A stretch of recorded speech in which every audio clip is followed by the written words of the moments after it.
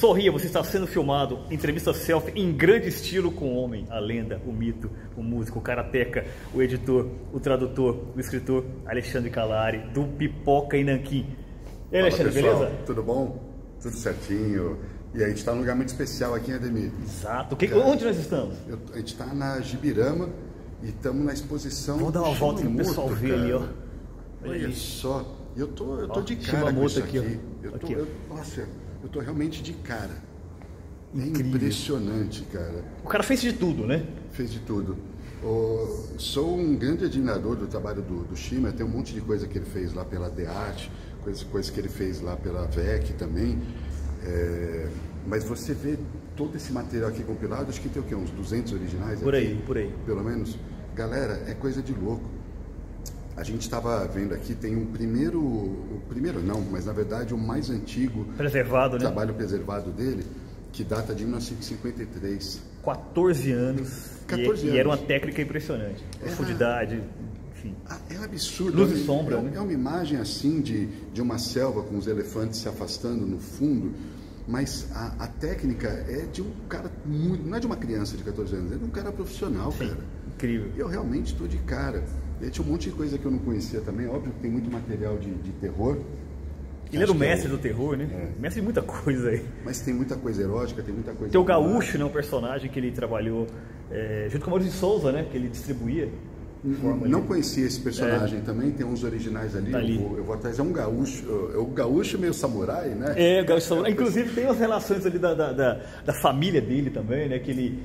Aquelas artes pintadas de samurai, eu me recordo que saiu nos livrinhos acho que foi da Nova Sampa, que um é do Musashi, não lembro qual é o outro. É aquelas capas, eu tenho esses livrinhos aí, mas não eram quadrinhos, eram histórias em prosa. E aquela principal lá, eu acho que é um Musashi, um Zatoichi. Sim. Se eu não me engano é isso, faz muito tempo que eu li. Mas também, porra, cara, aí tem umas coisas de cotidiano dele, tem muita coisa experimentalista. Sim. Aproveitando que nós estamos aqui falando de quadrinhos, no caso do mestre Shimamoto, eu até convido para todos irem aqui na Vila Cora Coralina, aqui em Goiânia, para ver essa exposição. Mas é o seguinte, aproveitando... É o último dia hoje, não é? O último dia. Então, corram, domingo. Então... e do lado de lá tem muita coisa acontecendo, tem muito quadrinista, muita pessoa vendendo arte também. Arte originais e tudo, quadrinho para comprar e tal. O Patrick Martins, autor do Dente de Leite, lançado pelo Pipoca e Nanquim, está aqui. 9 de outubro de 2022, hein? Então vai ser postado daqui a pouquinho, então venham. Mas é o seguinte, Alexandre, estamos aqui ao lado, né, no templo do mestre dos quadrinhos. Como que o quadrinho entrou na sua vida? Nossa, o quadrinho entrou na minha vida quando eu era criança ainda. Eu tenho um tio que ele colecionava quadrinhos, e aí eu ia na casa da minha avó, e os adultos ficavam tudo conversando lá embaixo, e eu subia para o quarto dele, ele tinha um baúzão assim de quadrinhos, e eu ficava lá mexendo e lendo. Naquela época ele tinha de tudo não, perdão, ele tinha super-heróis e tinha Disney. Aí ele, em um momento ele me deu os Disney dele, e eu gostava de Disney, mas rapidamente acabei... Já passou para outra fase. Qual foi a fase depois dessa? Eu curtia Super Pato. Super Pato. Eu sempre gostei de super-heróis, né? Sim. que era o personagem do Donald, né? Que ele incorporava um pato super-herói mais azarado, enfim. Era o Donald, só que super-herói, né? Era isso. Mas aí depois eu rapidamente enveredei para a questão dos super-heróis mesmo. Comecei a comprar uns meus quadrinhos e decidi que eu ia ser colecionador. E eu tive sorte que quando esse tio casou, ele me deu a coleção completa dele, que é uns 1000 gibis. Você já começou com 1000. Então veio Tem 20 mil hoje, aproximadamente. Né? Por aí. Veio muita coisa da Abril, muita coisa da RGE, uma outra coisinha da Block. Então, todos meus amigos compravam na época e todo mundo tinha uma gavetinha de gibi e eu passei na frente, né? Sim. Porque eu já ganhei 1000 logo de cara, eu já tinha, sei lá, um armáriozinho. E foi isso. E depois dessa fase de leitor, você começou a querer escrever, né? Como que foi? O quadrinho inspirou isso? Foi na escola? Teve alguém que falou, Alexandre, você tem talento para escrita, para narrativa? Não, como foi? Na verdade, eu escrevia livro, né? Escrevia prosa. Nunca quis escrever um quadrinho. Não me via como um roteirista de quadrinhos. Isso daí foi uma coisa recente, já depois do Pipoca e Nanquim e tal, que eu já tenho vários livros lançados e tudo. Eu falei, poxa, essa aqui é a minha grande paixão, é quadrinho. Será que eu consigo fazer um quadrinho? E aí foi que entrou no bairro o Arena, né? Sim. Que é a minha grande produção. Eu já tinha tido... Com elementos biográficos, inclusive. Né? Sim. Eu já tinha tido uma outra experiência, uma coisinha muito pontual, que eu nem levo em consideração. O Arena foi, de fato, a minha entrada. E nesse período aí, mesmo criança, mesmo adolescente, eu escrevia contos, escrevia minhas histórias. E geralmente essas narrativas eram baseadas em que? Assim, tem algum gênero? Terror? Era terror e aventura, né? Terror e aventura. Terror e aventura. Nunca me dei muito bem, pelo menos naquela época, escrevendo drama. Comédia de jeito nenhum.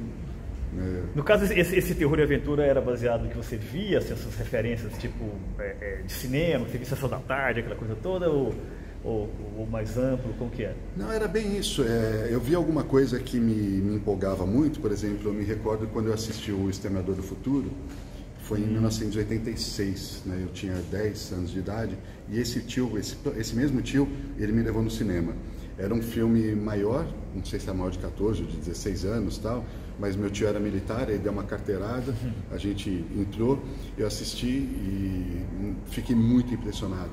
Então, uma historinha que eu escrevi na época, que se perdeu nos cadernos aí, era um clone, aí, eu emulava o Exterminador do Futuro, né? Então, era mais ou menos esse tipo de coisa que eu fazia. Terror, a gente via, minha mãe e eu ficar assistindo aqueles antigos terror da Hammer que passavam na TV, os filmes do Christopher Lee, então eu adorava Drácula e tal. Que é aquele segundo Drácula mais colorido, né? O Drácula, como é que é? O Drácula no ano da mini-saia tinha esse, né? Não, mas não antes disso. O Drácula de 1958 mesmo, que foi o Vampiro na Noite, depois acho que ele fez que era um excelente filme, inclusive.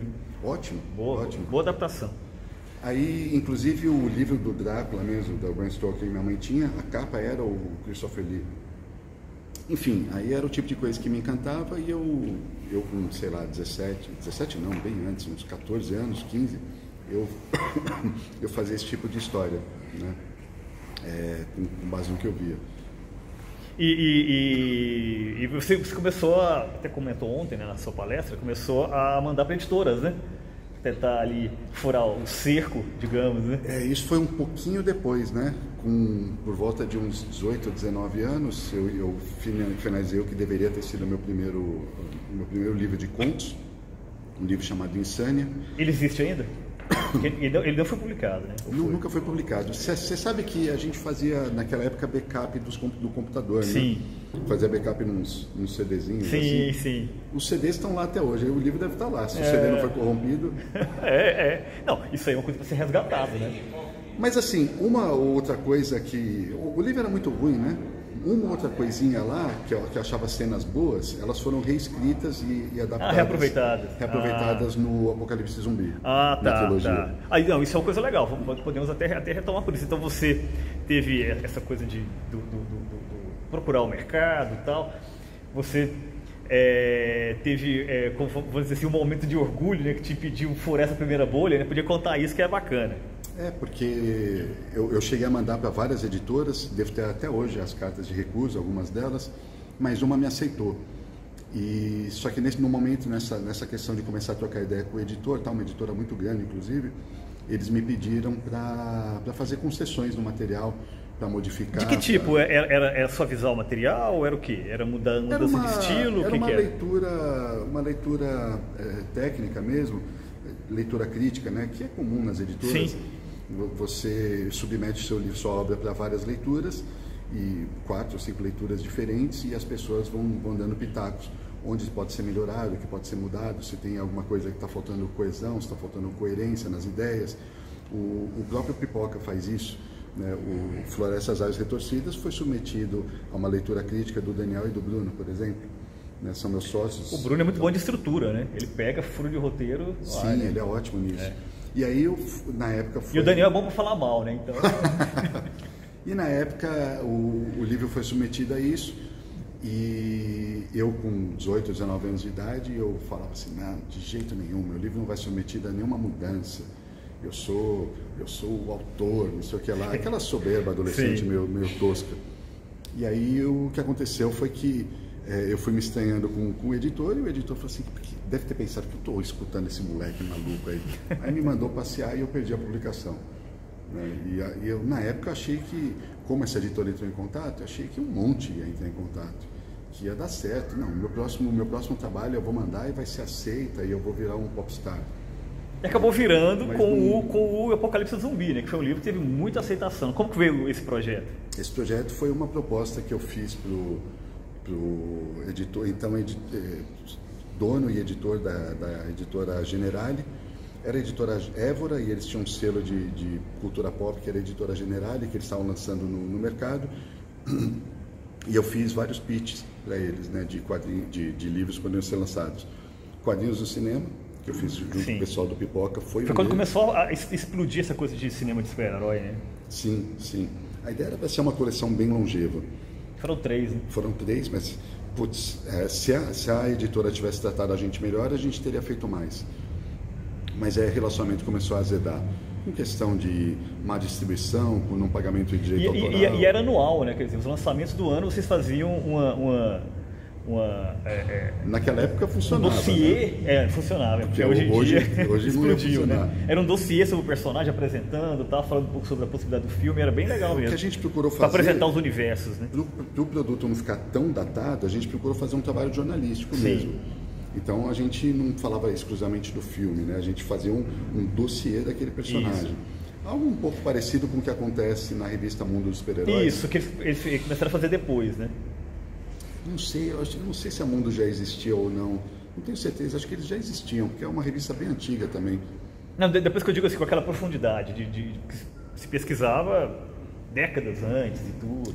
Aí a gente criava também biografia dos autores. Sim. A gente colocava histórico de publicação no Brasil, selecionava as melhores histórias, todas as aparições daquele personagem em outra mídia. Sim. Então, óbvio que fica datado, algumas coisas ficam datadas, porque de lá para cá... muda, né? Outra dinâmica. Mas não invalida o trabalho até então, né? E essa foi um pitch que eu fiz e o Apocalipse Zumbi foi outro. Acabou sendo aceito e virou uma trilogia que teve bastante sucesso, né? Sim, não, realmente. E no Brasil foi muito importante porque abriu essa possibilidade de se ter uma saga de zumbis que estava muito em evidência, mas não com o carimbo brasileiro. Depois começou a aparecer muitas coisas, né? Muitas. Inclusive, depois de mim vieram outros autores que fizeram até mais sucesso. Né? Teve o Rodrigo, esqueci o sobrenome dele, mas o Rodrigo lançou uma série de livros, acho que lançou 7 livros.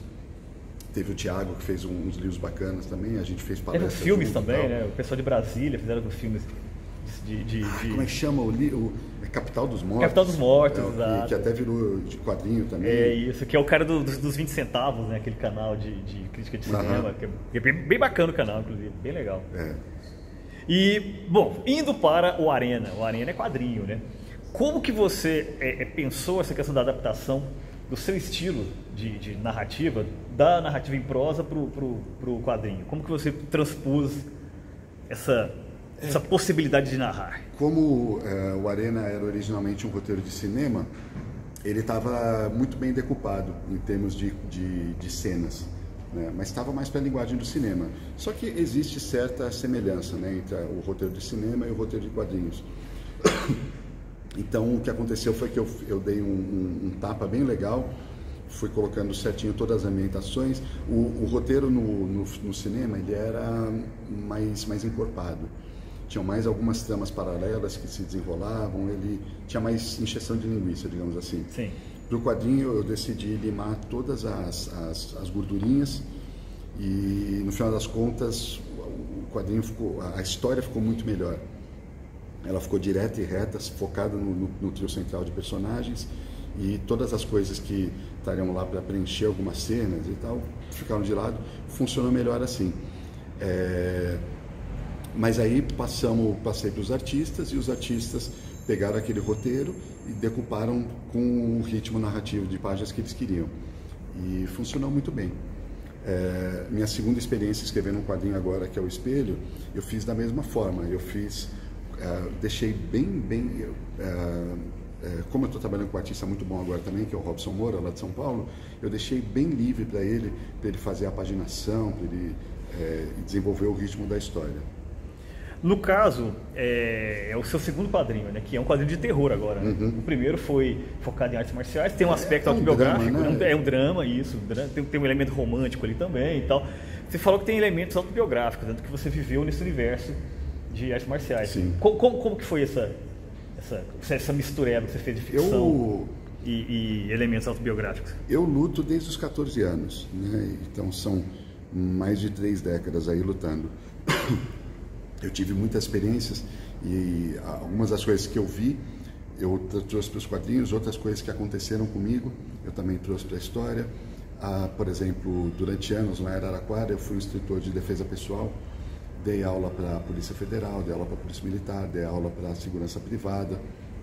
Trabalhei em um projeto social lá, que foi um projeto muito bacana, durante 4 ou 5 anos nesse projeto, tive o meu próprio tatame, então a gente vai angariando experiências, né? E foram essas experiências que eu levei pro quadrinho.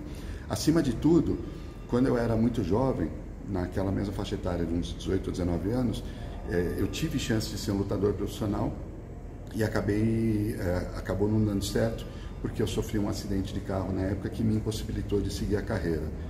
E anos depois, já com 39 anos de idade, eu decidi voltar, participei de uma série de campeonatos, ganhei a maioria, inclusive fui campeão de MMA, fui campeão de submission, lutei campeonatos de jiu-jitsu, foi um período muito legal, um ano aí que eu fiz muita coisa e depois me aposentei.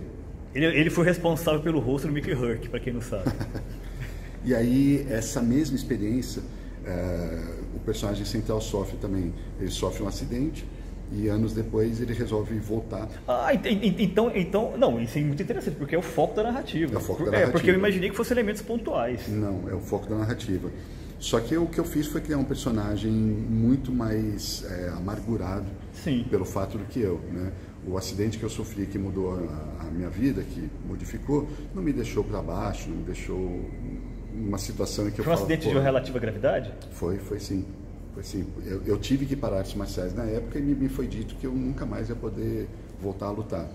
Mas eu me recuperei muito bem. Depois de lá para cá, ganhei mais 2 faixas pretas. E voltei a lutar e fiz o que fiz em 2015.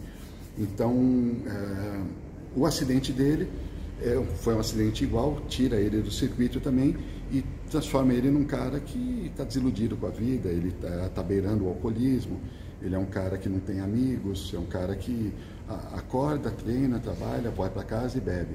Então essa é a rotina dele. Aí por isso que é uma história de redenção, né? Ele vai encontrar o amor da vida dele, que é a dançarina. Tem o rapaz que está fazendo o evento Arena também, que era um antigo amigo dele, que está em maus lençóis, uma situação que eu também já tive, em termos de financeiros na minha vida também, de investimentos errados e coisas assim. Eu já fui à falência, já tive nessa circunstância, então sei como é que é. E mais um elemento que eu trouxe para o quadrinho. E aí essa combinação desses 3 personagens, os 3 têm que dar a volta por cima por motivos diferentes na vida deles.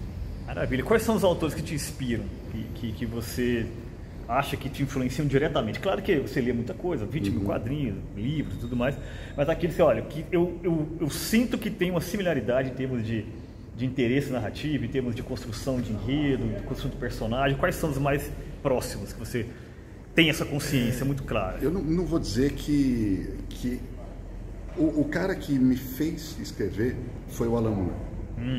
Eu acho que quando eu estive lá na Inglaterra, eu fui lá bater na casa dele, que é uma coisa muito errada. História clássica essa. Mas eu fiz isso porque... Ele te recebeu bem, né? Me recebeu bem, claro, o cara é um gentleman. Mas... Gentleman inglês, né? Literalmente. Um nobre inglês, né? Ele não é sir, mas poderia. Deveria, eu diria. Mas o que acontece é que esse cara foi o cara que realmente me deu vontade de falar assim, quando eu li o Monstro Pântano dele, aquilo mudou a minha vida, né? E não estou dizendo que eu escrevo como ele, ou que eu tento emular o texto dele, ou as ideias dele e tal, mas é o meu autor favorito de quadrinhos.